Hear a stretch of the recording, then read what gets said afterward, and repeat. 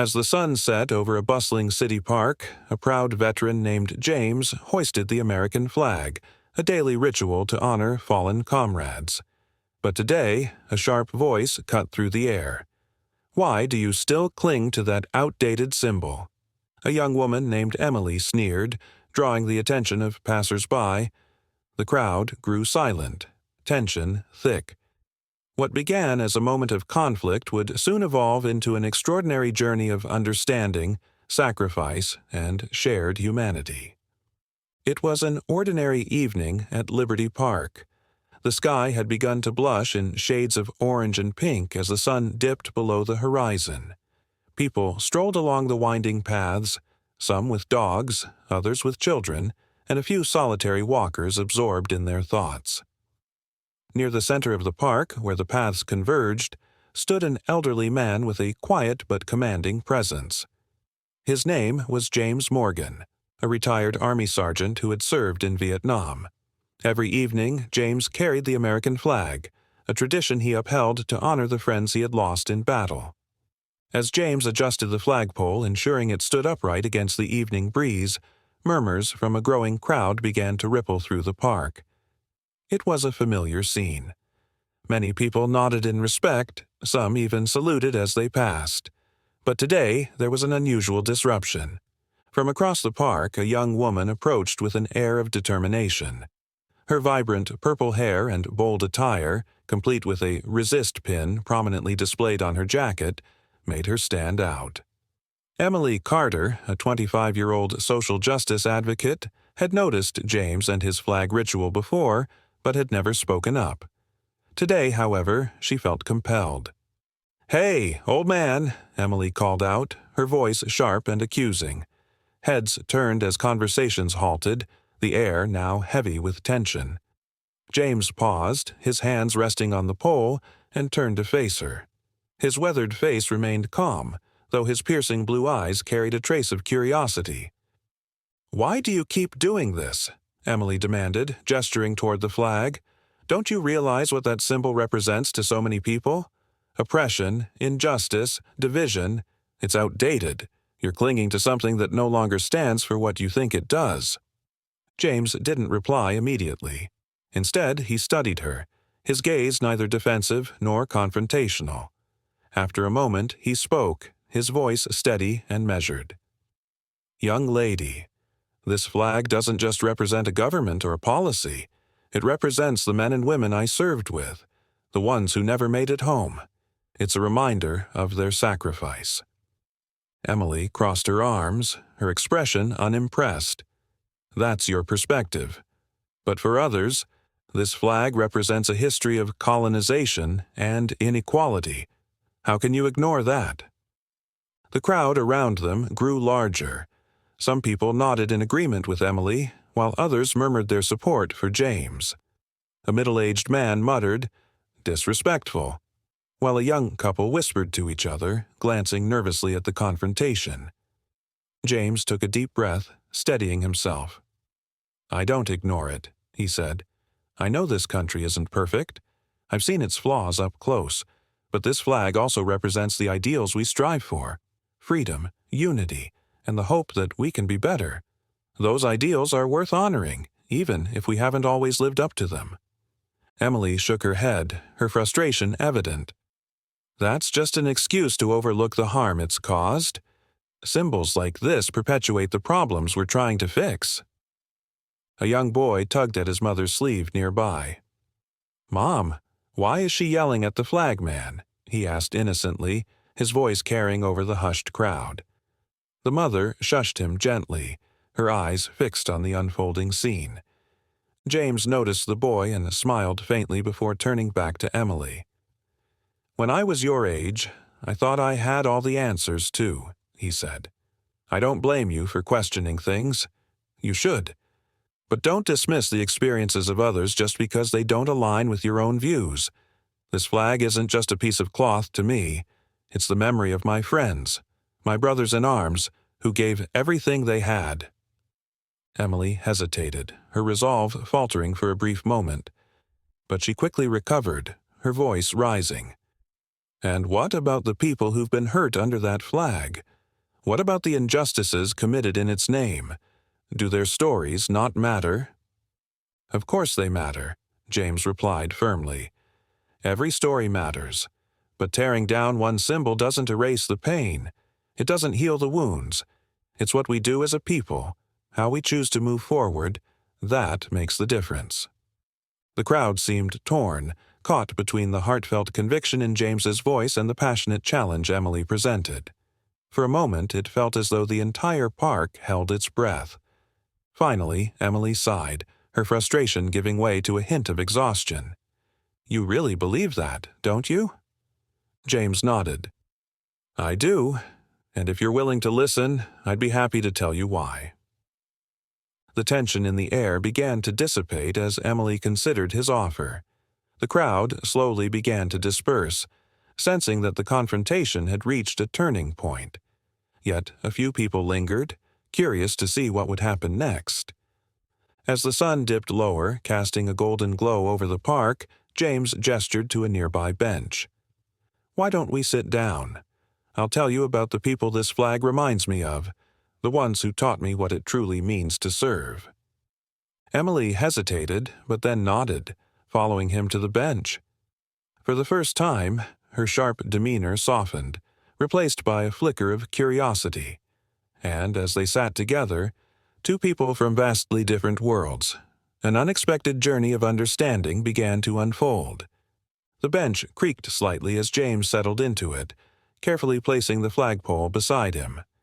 Emily sat down hesitantly, her arms still crossed, as though shielding herself from whatever he was about to say. The park's murmurs faded into the background as the sun dipped lower, casting long shadows across the grass.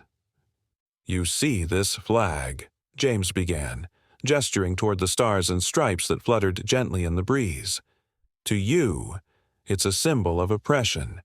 To me, it's a reminder of the day I promised to serve something bigger than myself. Emily raised an eyebrow, skepticism etched on her face. You mean the military? A system that enforces power and violence? James sighed, his fingers brushing over the fabric of the flag. I get why you think that. But when I enlisted, I wasn't thinking about politics or power. I was thinking about the young men I grew up with. We didn't have much, just each other. And when the war came, we went together. For me, this flag is about those boys, friends who became family and never came back. For the first time, Emily didn't interrupt. She leaned back slightly, her gaze shifting from James to the flag. What happened to them? She asked, her voice quieter now. James looked out over the park, his expression distant, as though he were seeing a different place and time. There was Teddy, for one. He was just 19 when we shipped out, always carried a harmonica in his pocket, said he wanted to be a musician when he got back. We used to sit around the campfire at night listening to him play. It was the only thing that reminded us of home. Emily tilted her head, intrigued despite herself. What happened to him? James's jaw tightened and he took a moment before answering. Ambush. Teddy didn't even have a chance to pull his harmonica out of his pocket that night. I held him as he... His voice faltered and he cleared his throat. As he took his last breath. The weight of his words hung in the air. Emily shifted uncomfortably, but she didn't look away.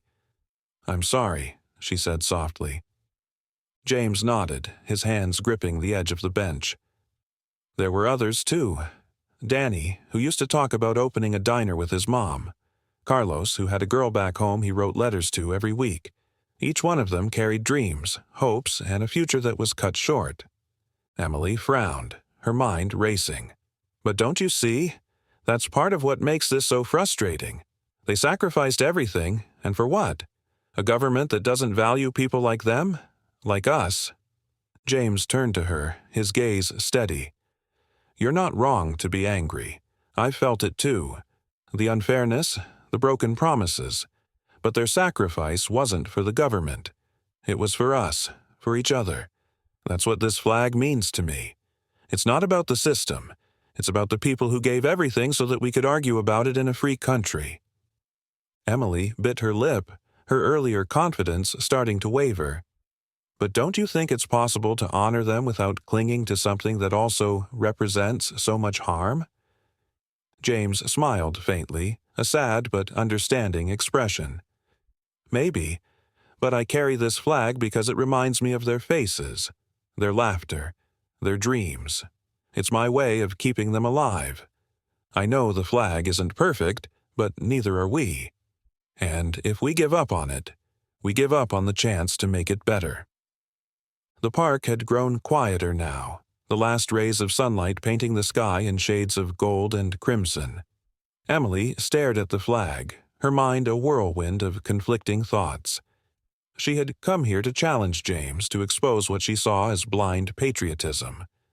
But now she found herself questioning her own convictions. "Tell me more about them," she said suddenly, surprising even herself.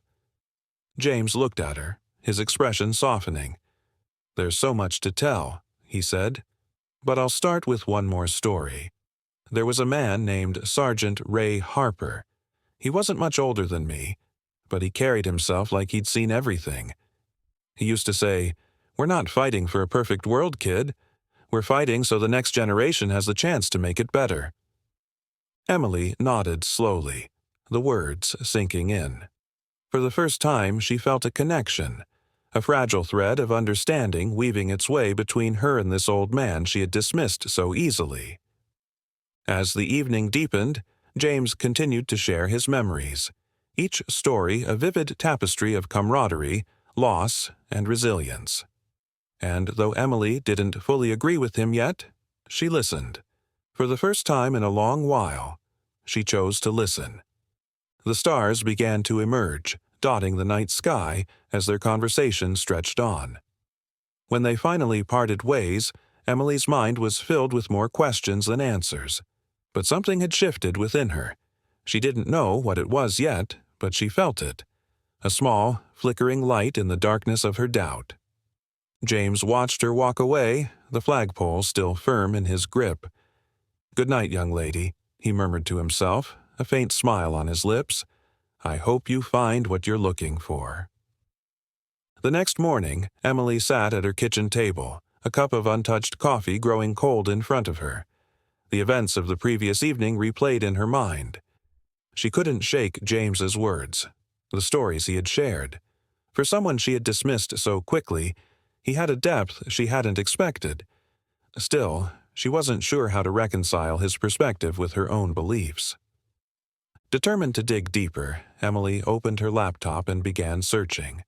At first, she looked up statistics about veterans and their struggles: homelessness, mental health issues, unemployment. The numbers were staggering, painting a picture of systemic neglect. But then, almost by accident, she stumbled upon a story. It was a blog post written by a young woman named Sarah, the daughter of a fallen soldier.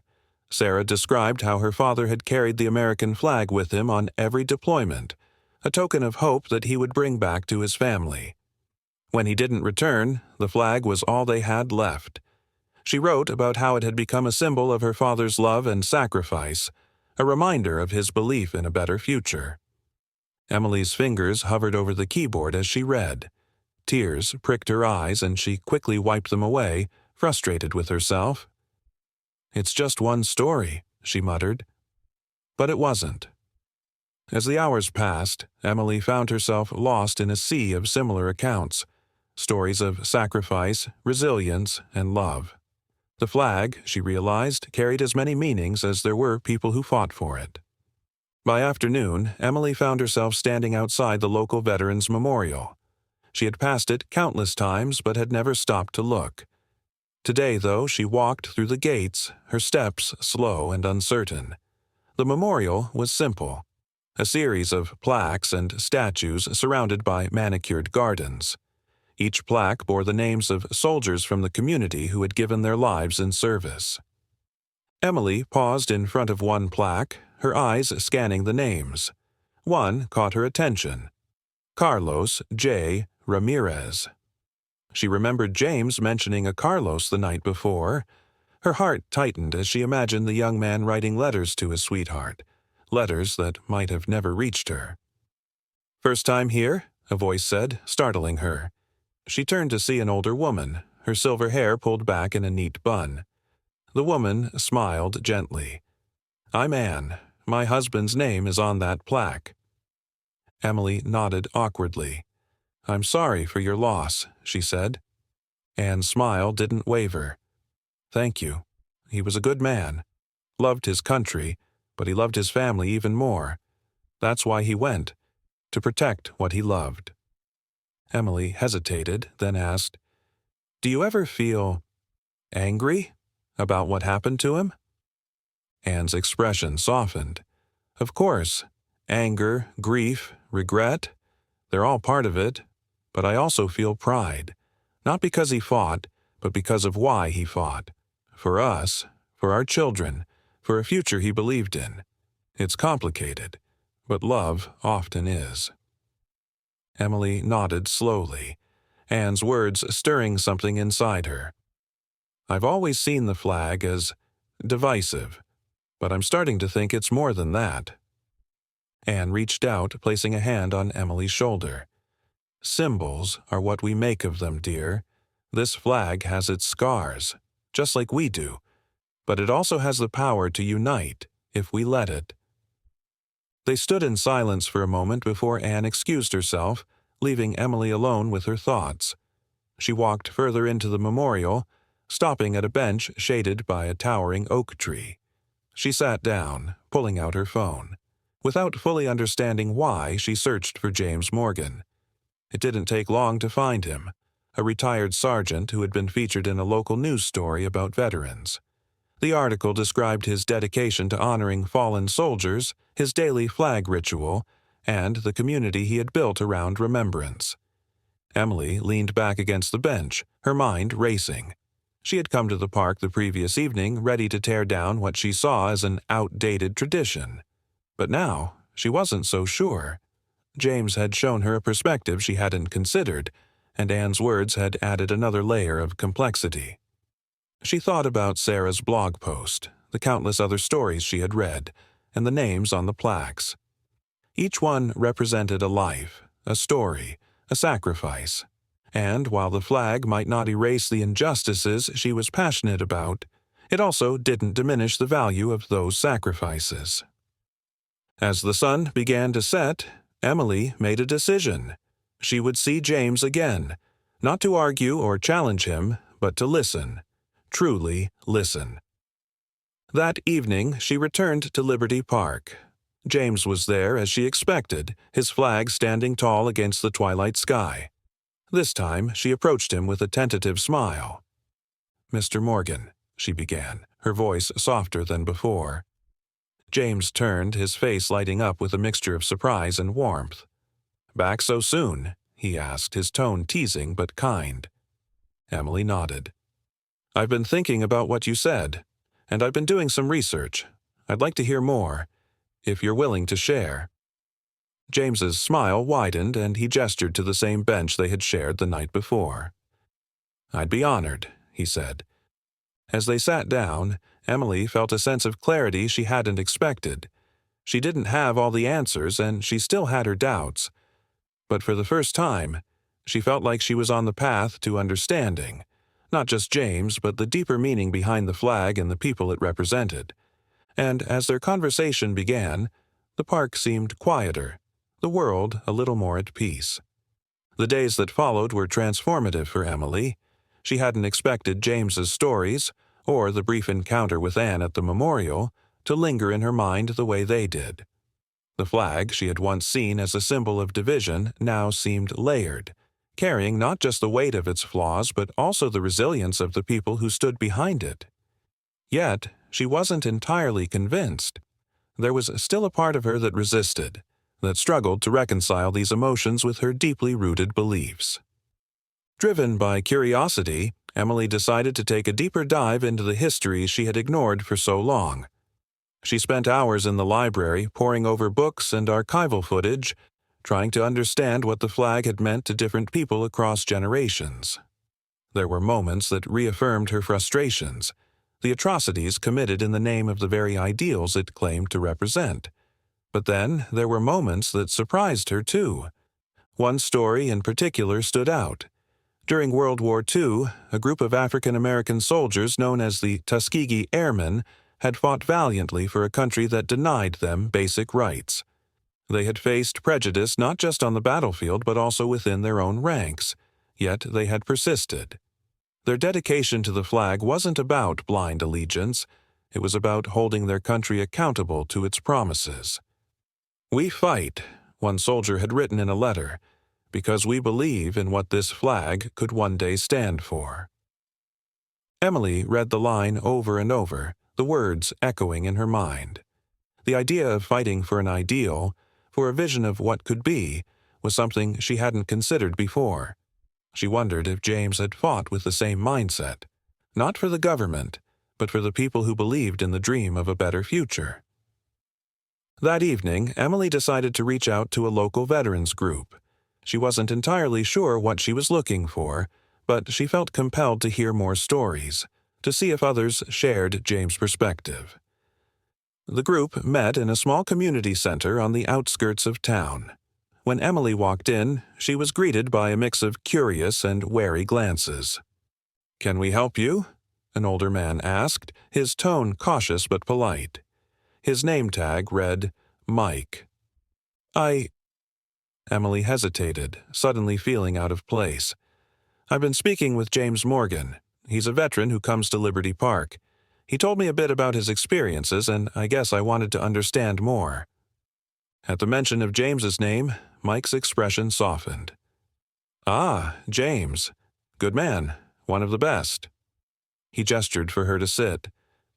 "What exactly do you want to know?" Emily took a seat, her hands clasped tightly in her lap.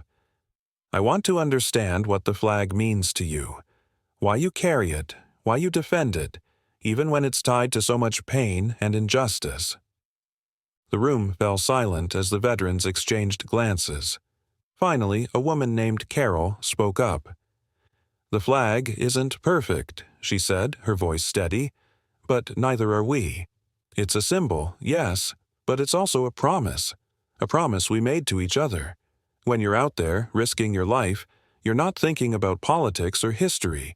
You're thinking about the person next to you, the people you left behind. The flag represents them. It represents us." Another veteran, a younger man named Tom, nodded in agreement. "I don't carry the flag because I think the country's perfect," he said. "I carry it because of the people who fought to make it better. People like my grandfather, who marched in Selma and then served in Vietnam. He believed in holding this country accountable to its ideals. That's what the flag means to me. It's not the past. It's the future we're fighting for." Emily listened, her heart heavy with a mix of emotions. These weren't the mindless patriots she had imagined. They were people with deep, complicated relationships to the flag.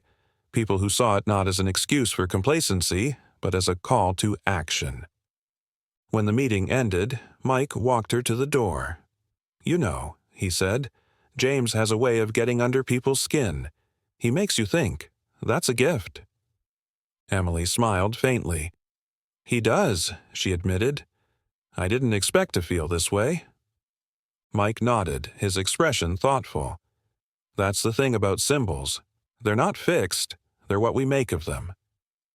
As Emily left the community center, her mind was buzzing with everything she had learned. For the first time, she felt like she understood the depth of James's commitment to the flag. It wasn't blind allegiance. It was love. Not just for his country, but for the people who had shaped his life and his identity.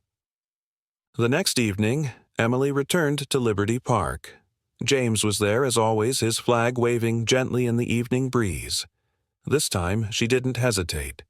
She walked straight up to him, her expression resolute. "James," she said, her voice steady, "I've been listening. To you, to others. And I think I finally understand what you mean. The flag isn't just a symbol of what we are, it's a symbol of what we can be." James turned to her, his eyes lighting up with a mixture of pride and hope. "You've been busy," he said, a hint of a smile playing on his lips. Emily nodded. "I still don't agree with everything, but I think I was wrong to dismiss it." dismiss you." James chuckled softly. "Understanding doesn't mean you have to agree with everything. It just means you're willing to see things from another perspective. That's how we grow." As the sun dipped below the horizon, casting a warm golden glow over the park, Emily and James stood side by side, the flag between them. For the first time, Emily felt a sense of peace, a peace that came not from agreement, but from understanding. In the days that followed her conversation with James, Emily found herself restless. Understanding his perspective was one thing, but she felt a nagging urge to do more. It wasn't enough to simply listen and learn. She wanted to bridge the gap between her beliefs and the stories she had heard. The idea began to form in her mind. She would organize an event to honor veterans like James, while also fostering an open dialogue about the country's challenges. The idea both excited and terrified her. Emily had never organized anything on this scale before, and she wasn't sure if the community would support her. After all, she had been vocal in her criticism of the flag and the system it represented. Would people trust her intentions now? Despite her doubts, she started making calls. First to James, who hesitated at the idea but eventually agreed to help. Then to Anne from the Veterans Memorial, who was thrilled and promised to spread the word among the local veteran community. Slowly, Emily built a network of people willing to contribute: artists, musicians, community leaders, and even a few local activists she had worked with in the past. The event was set to take place in Liberty Park, the same place where Emily and James had first clashed. It felt poetic, using the park as a space for healing and understanding. Emily worked tirelessly, coordinating every detail. She wanted the event to be a celebration, but also a moment of reflection.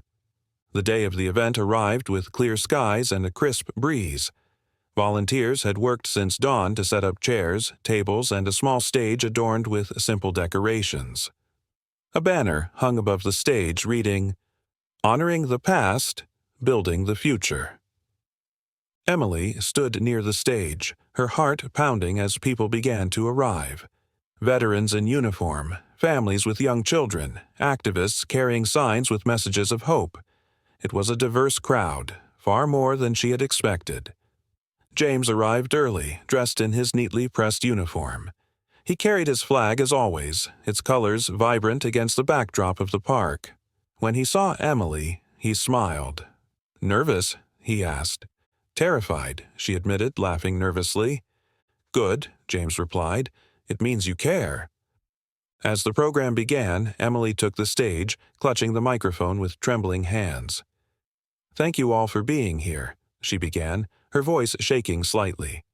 "I'll admit, a few weeks ago, I never would have imagined myself standing here. But I've learned that sometimes, understanding comes from the most unexpected places." She paused, scanning the crowd. "I came here tonight to honor the people who have sacrificed for this country, like James Morgan and so many others. But I also came here to acknowledge that our country isn't perfect. We have a lot of work to do to live up to the ideals we hold dear. And I believe we can only do that by listening to each other, by bridging the gaps that divide us." Her voice grew stronger as she continued. "This event isn't just about honoring the past. It's about committing to a better future. A future where we don't let our differences tear us apart, but instead use them to find strength in our shared humanity." When she finished, the crowd erupted in applause. James was the next to take the stage. He spoke of his time in the service, of the friends he had lost, and of his belief in the power of unity. "This flag," he said, gesturing to the one he had brought with him, "isn't just a reminder of the past.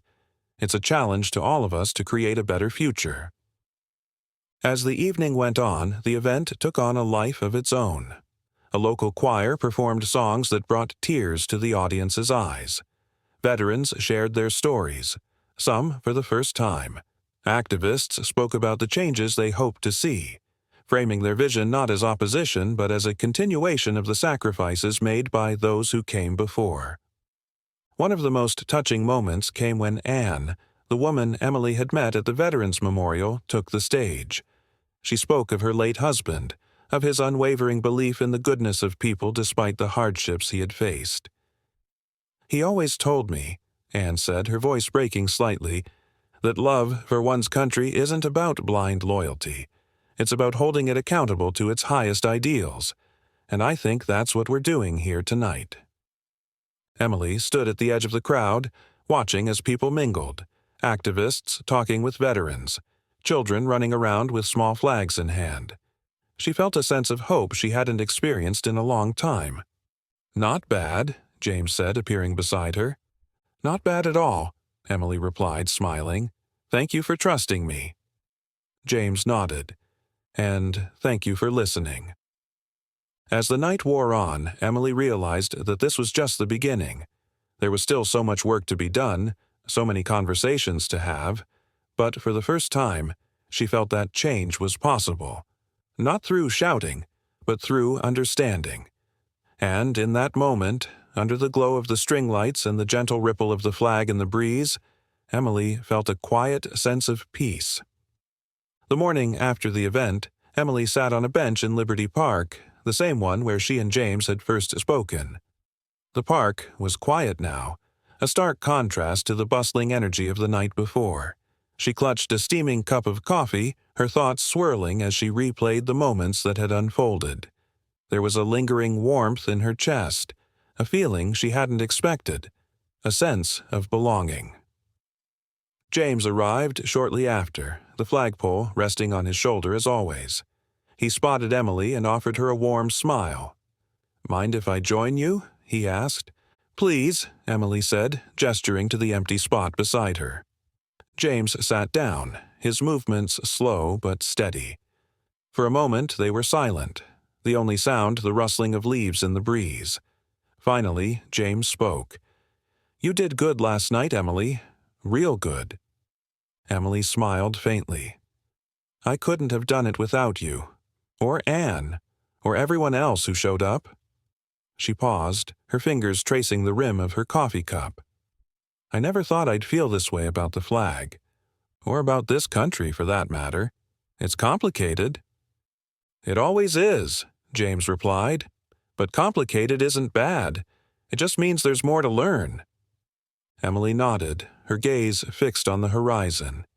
"You know, when I first saw you with that flag, I was so angry. I thought you were part of the problem. But now I see. It's not about agreeing or disagreeing. It's about understanding." James chuckled softly. "You've come a long way in a short time. That's more than most people can say." They fell into a comfortable silence again, each lost in their own thoughts. Emily thought about the people she had met, the stories she had heard, and the connections she had formed. She realized that her journey wasn't just about the flag or the country. It was about the people who made up its fabric, the ones who carried its weight and fought for its ideals. "James," Emily began hesitantly, "do you think things will ever really change? I mean, do you think we can ever live up to what this flag is supposed to stand for?" James took a deep breath, his eyes thoughtful. "I don't know," he admitted. "But I do know this. Change doesn't happen overnight. It happens in moments like last night, when people come together, when they listen to each other. It happens when someone like you decides to see things differently and take action." Emily absorbed his words, feeling both inspired and humbled. She realized that change wasn't just about big gestures or loud protests. It was about the quiet moments, the personal connections, and the willingness to learn. As they sat there, a group of children ran past, laughing and chasing each other. One of them carried a small American flag, its colors vibrant in the morning light. Emily watched them, a small smile tugging at her lips. "You know," she said softly, "I used to think the flag was just a relic, something outdated, something that stood in the way of progress. But now, I think it's more like a mirror. It shows us what we are, but also what we could be." James nodded slowly. "That's a good way to put it. And it's people like you who help us see what's possible." They sat quietly for a while longer, the early sunlight casting long shadows across the park. Emily thought about the event, about the veterans who had shared their stories and the activists who had spoken about their dreams for the future. She thought about Anne's words and the choir's songs that had brought tears to her eyes. Most of all, she thought about the way the crowd had come together, united not by agreement, but by mutual respect. "James," Emily said suddenly, her voice firm, "I want to do more. Last night was just the beginning. There's so much work to be done, and I don't want to stop now." James smiled, his eyes crinkling at the corners. "I had a feeling you'd say that. What do you have in mind?" "I'm not sure yet," Emily admitted, "but I know it starts with people, bringing them together, finding common ground, and building from there." "That's a good start," James said, "and if you ever need a hand, you know where to find me." Emily looked at him, gratitude shining in her eyes. "Thank you, James, for everything." As James stood to leave, he rested a hand on her shoulder. "Keep fighting, Emily. Not against people, but for them. That's what makes the difference." Emily watched him walk away, the flagpole balanced on his shoulder. She felt a deep sense of purpose settle over her, a certainty that she was on the right path. The world wasn't perfect, far from it, but she now believed in the power of connection, in the possibility of change. As the park began to fill with the morning crowd, Emily finished her coffee and stood. She had a lot of work to do, but for the first time, the enormity of the task didn't feel overwhelming. It felt possible. And as she walked away, the flag still visible in the distance, Emily knew that the path she was on wasn't just hers. It belonged to everyone who believed in a better future. Together, they would carry the weight, face the challenges, and strive for the ideals that the flag represented. Because change, she realized, wasn't just about the destination. It was about the journey. And she was ready to walk it,